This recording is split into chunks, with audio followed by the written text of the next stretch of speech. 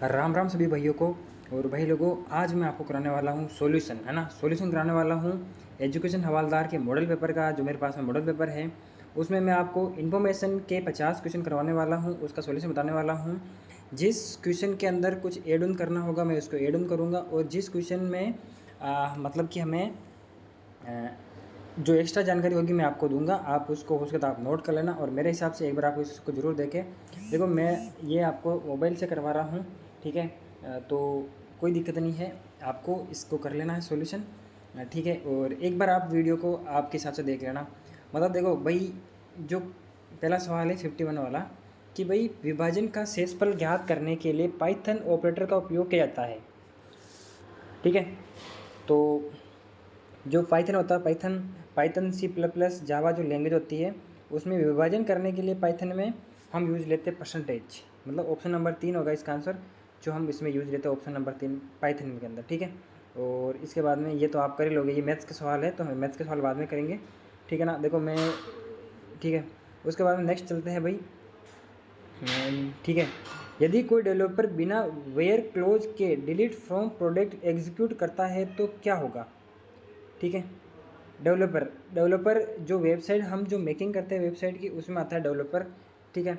बिना where close के delete from product execute करता है तो क्या होता है। तो केवल पहली रो हटाई जाएगी, एक सिंटेक्स त्रुटि होगी, कुछ नहीं होगा, एक वेयर क्लोज अनिवार्य होगा, ठीक है। इसमें क्या होगा, इसका आंसर होगा कुछ नहीं होगा, एक वेयर क्लोज अनिवार्य होगा। इसका आंसर ये होगा, है ना। डेवलपर में जो डेवलपर बिना वेयर क्लोज के जो डिलीट फ्रॉम कर देता है तो उसमें कुछ नहीं होगा, लेकिन एक वेयर क्लोज अनिवार्य होगा, ठीक है। सॉरी फॉर मिस इन्फॉर्मेशन, ठीक है ना। मेरे को अभी याद आया, इसका जो होगा ना, मतलब टेबल की प्रत्येक रो हट जाएगी। अगर डिलीट फ्रॉम कर देगा तो डिलीट फ्रॉम से उसमें प्रत्येक रो हट जाएगी, ठीक है। आपको ये याद रखना है। और उसके बाद नेक्स्ट सवाल है, इमेज टैग के अंदर अल्ट एट्रीब्यूट का क्या उद्देश्य है। आपने जो कंप्यूटर यूज़ करते हैं उसमें आपने टैग वगैरह जो देखे होगा। इसके अंदर देखो, इसमें है ना, इसमें इसमें पहला ऑप्शन दे देगा, ये पेज पर इमेज को अलाइन करता है, ये इमेज के फाइल साइज़ को बाइट्स में बताता है, जब इमेज दिखाई नहीं जा सकती है तो ये उसके लिए वैकल्पिक वर्णनात्मक टेक्स्ट देता है, ठीक है। ये जो अल्ट एट्रीब्यूट होता है, ठीक है, इसका उपयोग हम करते हैं जब इमेज नहीं दिखाई जाती है तो उसके लिए वैकल्पिक वर्णनात्मक, मतलब इमेज डालने के लिए इसका उपयोग करते हैं। टेक्स्ट के फॉर्मेट में इमेज डाल सकते हैं, ठीक है। तो उसका इसका ऑप्शन होगा ऑप्शन 3, जब इमेज दिखाई नहीं जा सकती तो वर्णनात्मक टेक्स्ट देता है, ठीक है। तो ऑप्शन 4 में हम चलते हैं।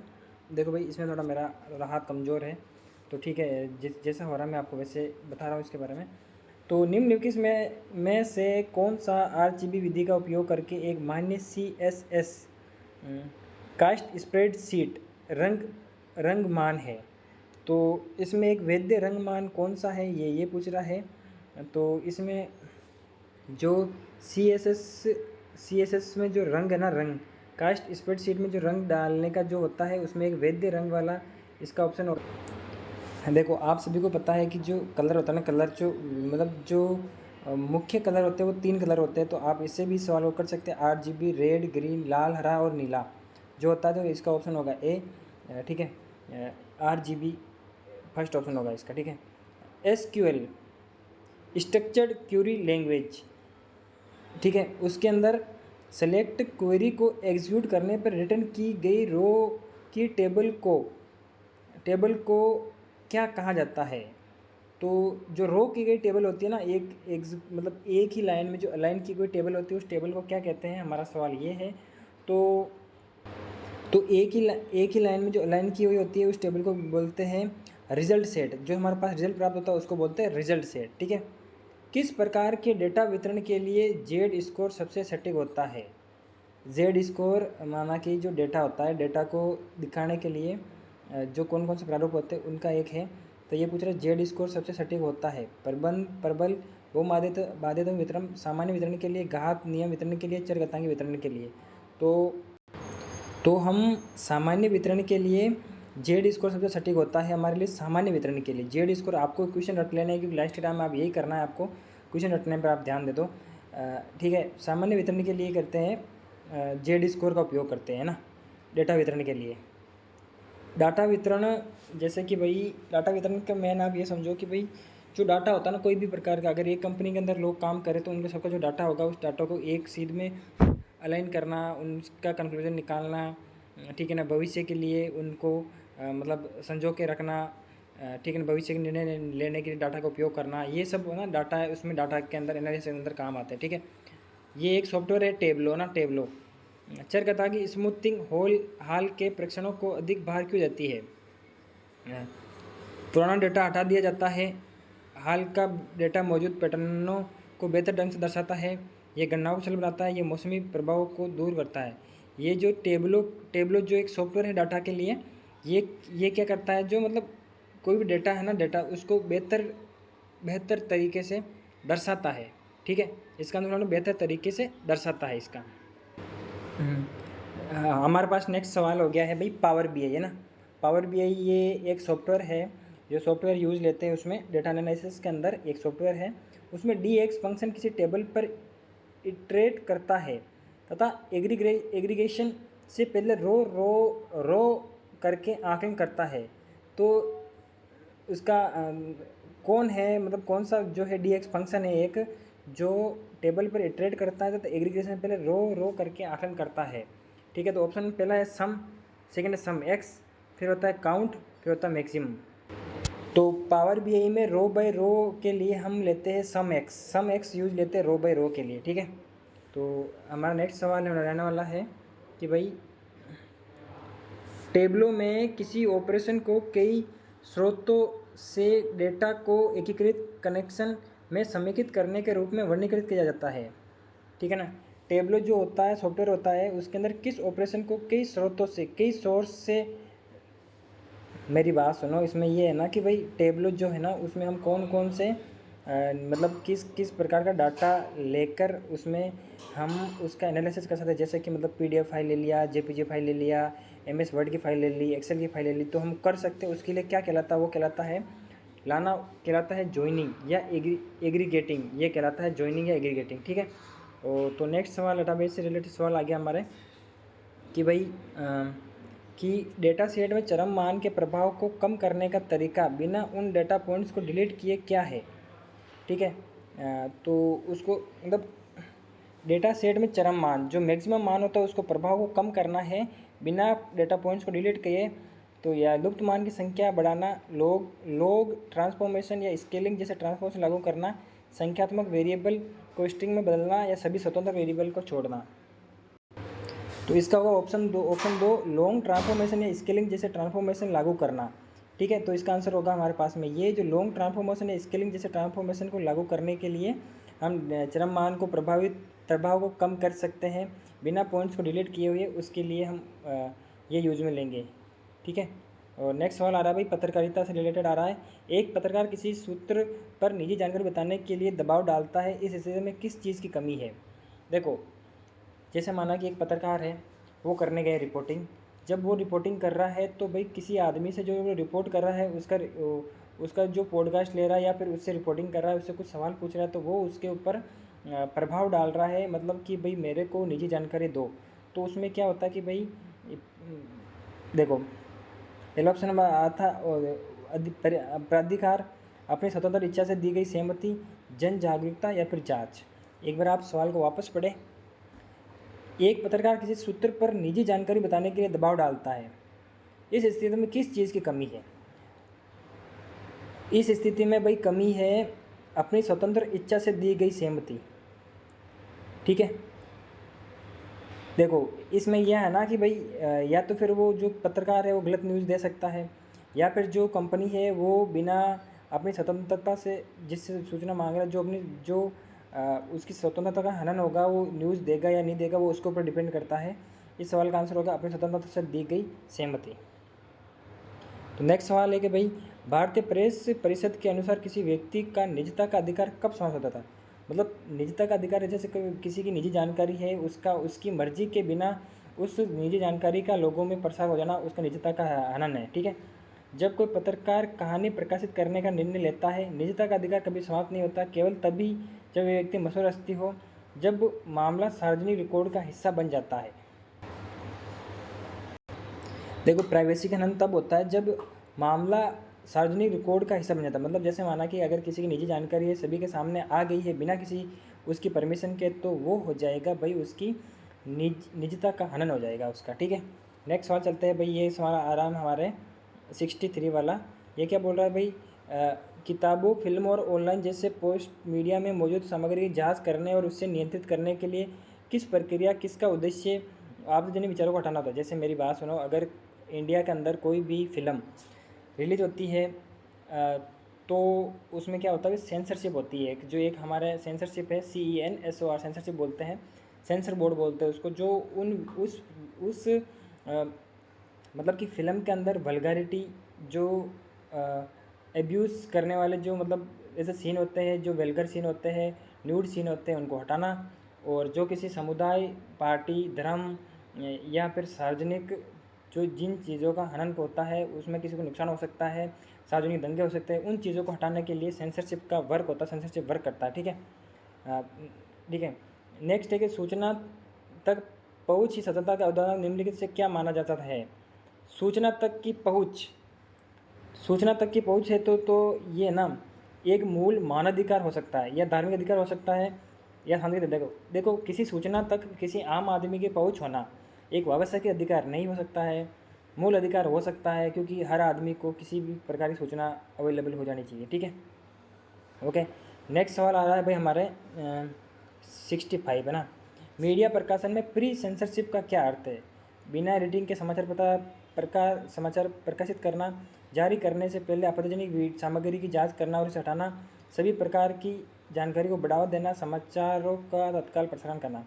देखो, माना कि कोई वीडियो, फोटो या फिर फिल्म, वेब सीरीज जारी होने से पहले उसको एक बार पहले चेक कर लेना कि उसमें क्या आपत्तिजनक सामग्री है, उसको हटाना, वही प्री सेंसरशिप कहलाता है। जारी करने से पहले आपत्तिजनक सामग्री की जांच करना, उसको हटाना ही प्री सेंसरशिप कहलाता है। ठीक है, ये आप समझ गए होंगे। ठीक है, और बिना एडिटिंग के समाचार प्रकाशित करना, सभी प्रकार की जानकारी को बढ़ावा देना, समय तत्काल करना। इसमें देखो, इसमें ये होगा कि वही पहली बात तो ऑप्शन टू किस में आ रहा है। ऑप्शन 2 आ रहा है भाई फर्स्ट, नहीं, हाँ, सेकंड, थर्ड और फोर्थ में आ रहा है। ठीक है, बिना एडिटिंग के समाचार, बिल्कुल हम कोई समाचार पत्र जारी करने से पहले उसको, ठीक है, देखो मेरी बात सुनो। जैसे कोई समाचार पत्र होता है, पहली बात तो उसको एडिट नहीं कर सकते, एडिट किए बिना उसको प्रसारित कर सकते हैं, क्योंकि ये मतलब लोगों को, सबको अधिकार है कि वो समाचार पत्र को जाने। सेकंड चीज़ ये है कि भाई जारी करने से पहले आपत्तिजनक सामग्री की जांच कर लेना, बिल्कुल कर लेना चाहिए। सभी प्रकार की जानकारी बराबर नहीं, सभी प्रकार की जानकारी, कोई जानकारी गलत होती है, कुछ अच्छी होती है, सभी प्रकार की जानकारी बराबर नहीं। समाचार पत्र तत्काल प्रकाशित करना, तत्काल उसका प्रसारण नहीं कर सकते हैं, क्योंकि लोगों की भावनाओं को देखा जा सकता है, देश में माहौल कैसा है, उन सारी चीज़ों को देखने के लिए ही तत्काल प्रसारण नहीं करें। यानी इसका ऑप्शन होगा फर्स्ट एंड सेकंड, ऑप्शन 3।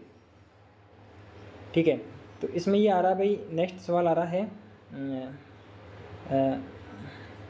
कि भाई सूचना का अधिकार 2005 महत्वपूर्ण नीतियाँ बनाने समय या ऐसे निर्णय घोषित करते समय जो जनता को प्रभावित करते हैं सभी प्रासंगिक तथ्यों को प्रकाशित करेगा। ये अर्ध न्यायिक निर्णयों के कारणों को प्रभावित व्यक्तियों को उपलब्ध कराना, मतलब कौन कौन से ऑप्शन राइट है इसमें, ये पूछ रहा ना।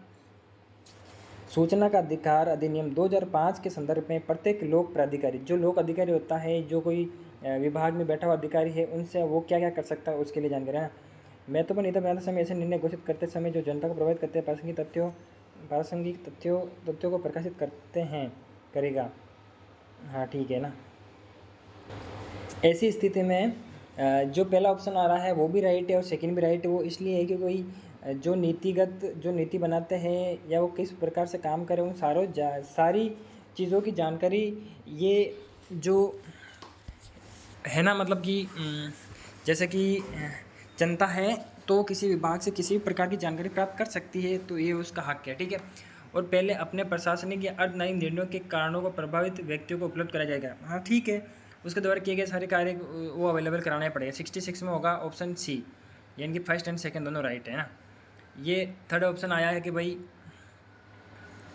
है ना, कि थर्ड ऑप्शन 67 सवाल हो रहा है, तो ये आ रहा है कि भाई मीडिया नैतिकता के संदर्भ में मीडिया की नैतिकता, मतलब मीडिया की जिम्मेदारी क्या होती है। सटीक पत्रकारिता साक्ष्य और तथ्यात्मक रिपोर्टिंग पर आधारित होती है। बिल्कुल सटीक होनी चाहिए, उसमें प्रूफ भी होना चाहिए और वो किसी तर्क के आधार पर रिपोर्टिंग करे। बिल्कुल राइट। सटीक पत्रकारिता अफवाह, अटकलों, सुनी सुनाई बातों को हतोत्साहित करती है। हाँ बिल्कुल, देखो मेरी बात सुनो, अगर मीडिया देश में अफवाह चल रही हो कि भाई युद्ध हो रहा है इंडिया पाकिस्तान के साथ में, इंडिया हार रहा है वगैरह, ऐसी बातें होती तो उसमें क्या होता है कि भाई अगर मीडिया इस चीज़ को बढ़ावा देगी कि नहीं इंडियन आर्मी बहुत ज़्यादा मजबूत है, इंडियन आर्मी उस पर भारी पड़ रही है पाकिस्तान के ऊपर, ऑपरेशन सिंदूर चल रहा है, ऑपरेशन सिंदूर में पाकिस्तान ने इतना नुकसान कर दिया है, तो इस वजह से ये जो भ्रामक जानकारी है वो सारी की सारी हट जाती है, उसका असर नहीं रह पाता है। तो उसके लिए मीडिया की नैतिक जिम्मेदारी बनती है। ठीक है, ओके हम नेक्स्ट चलते हैं।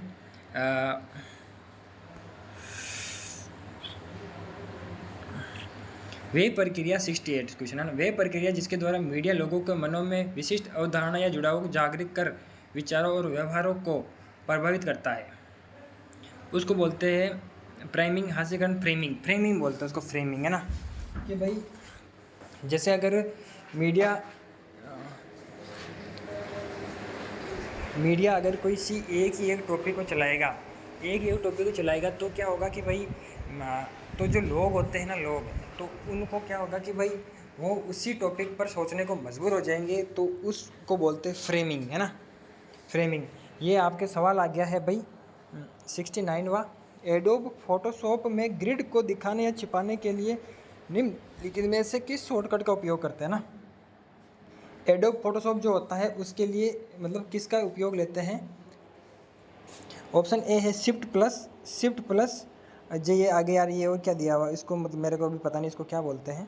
ठीक है मैं आपको बता दूंगा। इसमें option A shift plus control plus है ना, तो इसका आंसर होगा हमारे पास में कंट्रोल प्लस, है ना। ऑप्शन नंबर 4 होगा इसका, मतलब ग्रिड को दिखाने छिपाने के लिए यूज लेंगे हम इसका कंट्रोल प्लस। ये जो इसके ऊपर जो कॉमा आ रही है ना उसको ना।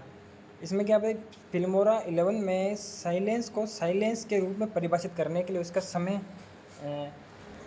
उसका समय सेकंड से अधिक होना चाहिए। फिल्मोरा में साइलेंस मतलब साइलेंट करने के लिए फिल्मोरा जो यूज़ लेते हैं उसके लिए उसका समय क्या होता है परिभाषित जानने के लिए उसका समय जो उसका समय होता है ना साइलेंस के लिए 0.5 सेकंड से अधिक होना चाहिए, है ना। 0.5 सेकंड से अधिक होना चाहिए साइलेंस करने के लिए फिल्मोरा के अंदर। ये आ रहा भाई आइसोटॉप RX 11 में विंडो मेन्यू में निम्नलिखित में से क्या क्या शामिल है। जो आइसोटॉप RX सॉफ्टवेयर है उसमें विंडो मेन्यू के अंदर कौन कौन से जो शामिल है, उसमें पहला ऑप्शन है इनपुट मॉनिटर, डी ब्लेड, बेज प्रोसेसिंग, टाइम फॉर्मेट। हम जब फिल्मोरा को खोलते हैं तो फिल्मोरा के अंदर ये जो बेज प्रोसेसिंग होता है ये सबसे पहले हम ऊपर दिख जाता है, तो बेज प्रोसेसिंग आइसोटॉप RX में शामिल होता है। ठीक है। एडोब फोटोशॉप में ट्रांसफॉर्मेशन चयनित सामग्री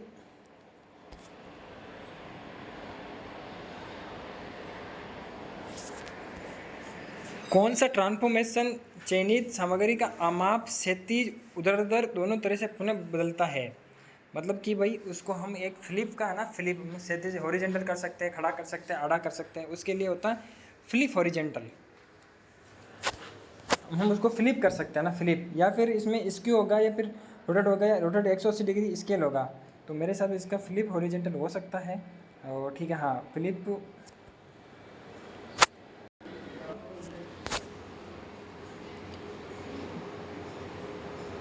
फिल्मोरा 11 में किसी प्रोजेक्ट को आर्काइव करने के लिए निम्नलिखित में किस कीबोर्ड का उपयोग करते हैं।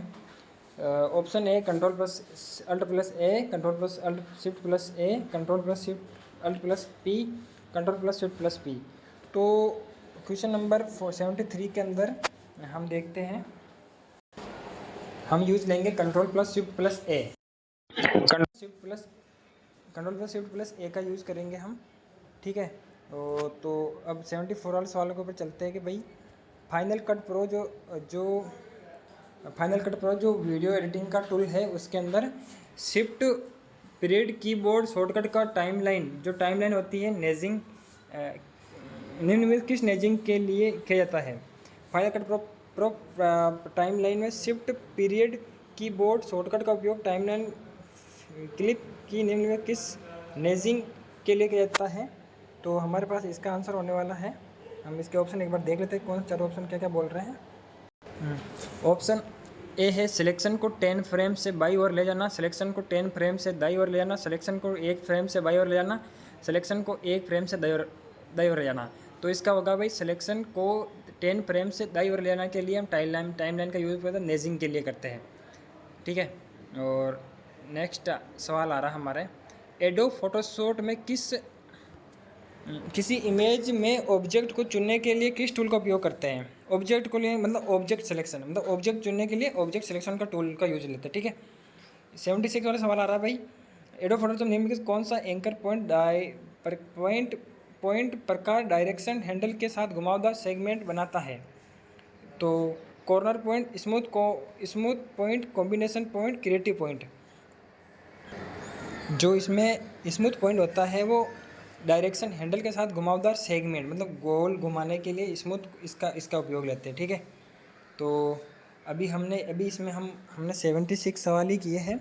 अब मैंने इसमें क्या है ना, अभी सीधा किया है, तो अब मैं नेक्स्ट वीडियो में मैं पेन के साथ बनाऊंगा, पेन से, और इसको हॉरिजॉन्टल करके फिर बनाते हैं।